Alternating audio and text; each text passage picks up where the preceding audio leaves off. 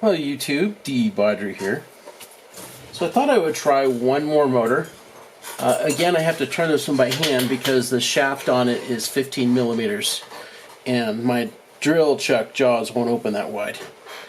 And also this motor's got a very small base on it.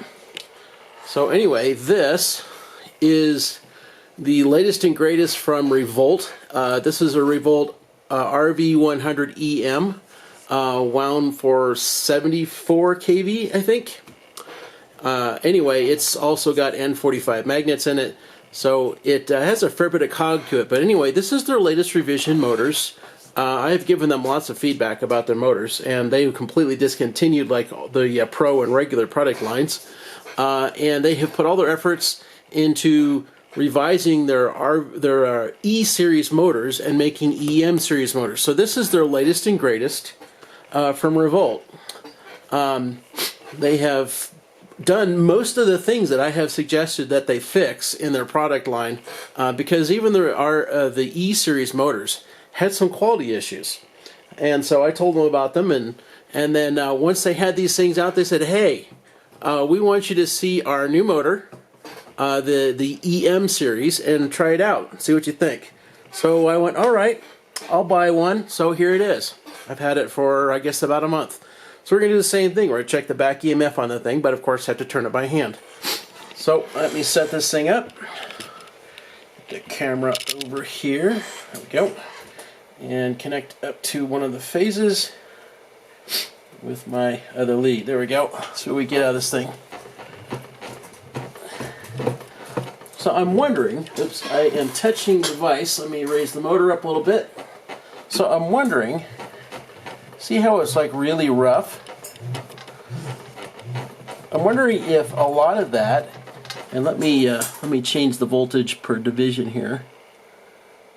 Oh, the direction. There we go. So now we're at 5 volts per division. Let's see how that does. Okay, that's probably too much.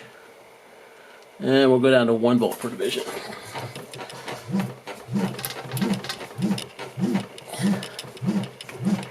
Yeah, so you see these pulses I'm making because I'm spinning the motor by hand. And, you know, in the middle, there we go, spin a little bit faster. We're getting nice sinusoidal waveforms out of the thing. So I think it's doing what it should do.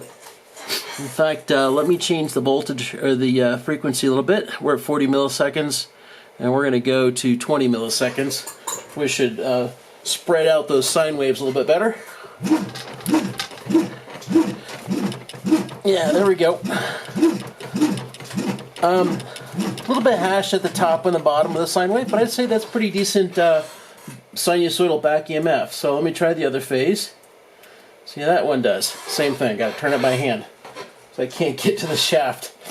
Yeah, there's some spikiness at the tops and the bottoms sometimes. And that may be because of me hand spinning it, not being able to maintain a consistent RPM. But it's making nice sinusoidal back EMF.